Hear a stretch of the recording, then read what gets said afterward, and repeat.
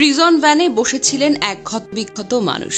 শরীরের প্রাণে ভয় আর মুখে শুধু একটু পানির আকুতি। তিনি মসজিদের ইমাম, একজন আলেম, মাওলানা রইসউদ্দিন। মৃত্যুর মুহূর্তে তিনি পুলিশদের বলেছিলেন, একটু পানি দিন না। কিন্তু সেই শেষ আকুতির প্রতিউত্তরে এক পুলিশ অফিসার ঠান্ডা পানির বোতল এনে মুখের সামনে ধরে এমনভাবে ঢালার ভান করলেন যেন তিনি দিচ্ছেন ঠিকই, তারপর হঠাৎ করে সরিয়ে নিলেন। এমন নিষ্ঠুরতা তো পশুও করতে পারে না। এই দৃশ্য দেখে কারো কারো গায়ে এখন কাঁটা দিয়ে উঠবে। মৃত্যুর আগে মাওলানা রইসউদ্দিন ফোন করছিলেন তার মাকে। কাঁপা কাঁপা কণ্ঠে বললেন, মা, আমার অবস্থা খুব খারাপ, আমার আর ভালো লাগছে না। এই কথাগুলো কোনো মা কিভাবে সহ্য করতে পারে? আজ সেই মা কোথায়? ছেলের লাশটা পর্যন্ত সম্মানের সঙ্গে দাফন করতে পারেনি, কারণ রইসউদ্দিন শুধু হত্যা হননি, তাকে উপড়ে ফেলা হয়েছে সমাজ থেকে, ধর্ম থেকে, মানবতা থেকে, ন্যায় বিচার থেকে। একটি সভ্য সমাজে কেউ অপরাধ করলে তার বিচার হয় আদালতে, আইনানুগ প্রক্রিয়ায়। কিন্তু মাওলানা রইসউদ্দিনের ক্ষেত্রে সেই ন্যূনতম মানবিক ও আইনগত অধিকারটুকু রক্ষা করা হয়নি। তাকে গুজব, মিথ্যা প্রচারণা ও উস্কানির মাধ্যমে উন্মুক্ত জনতা পিটিয়ে ফেলে হত্যা করেছে। প্রশ্ন হলো, কে দিল এই জনতাকে একজন মানুষের জীবন কেড়ে নেওয়ার অধিকার? কোন আইন, কোন মূল্যবোধ এই নৃশংসতাকে সমর্থন করে?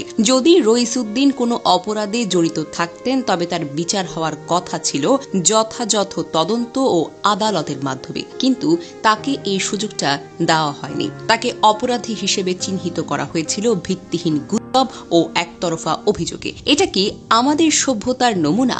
আমাদের ইসলামের শিক্ষা কি এমন? যেই ইসলাম শান্তি, মানবিকতা আর ন্যায় বিচারের কথা বলে, সেই ইসলামে এমন বর্বরতা কেন?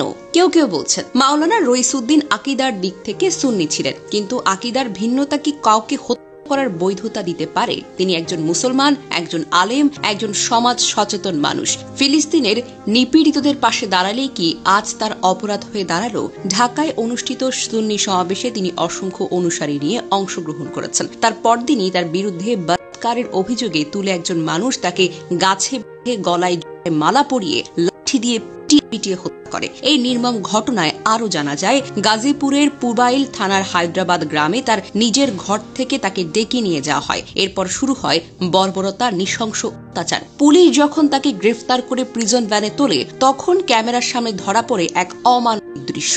একজন আহত, নির্যাতিত মানুষ একটু পানির জন্য আকুতি করছে, আর পুলিশ তামাশা করছে তার দুর্বলতা নিয়ে। পরদিন গভীর রাতে তিনি কারাগারে অসুস্থ হয়ে পড়েন। পরে তাকে শহীদ তাজউদ্দিন আহমেদ মেডিকেল কলেজ হাসপাতালে না হলে চিকিৎসক তাকে মৃত বলে ঘোষণা করেন। নিহত মাওলানা রইসউদ্দিন কুমিল্লার মতলব থানার বাদশা মিয়ার ছেলে। তিনি গাজীপুরের হায়দ্রাবাদ আগলাদুল জামে মসজিদের ইমাম ও খতিব ছিলেন। একজন সাবেক ছাত্রনেতা, একজন স্বামী এবং একজন 8 বছরের কন্যা সন্তানের বাবা। আল্লাহ তাআলা পবিত্র কুরআনে বলেছেন, যে কেউ অন্যায়ভাবে কাউকে হত্যা করে, সে যেন সমগ্র মানব জাতিকে হত্যা করে। সূরা মাইদা আয়াত 32। তাহলে প্রশ্ন হলো, মাওলানা রইসউদ্দিনের হত্যাকারীরা কোন ইসলামের অনুসারী, কোন মানবিকতার ধারক?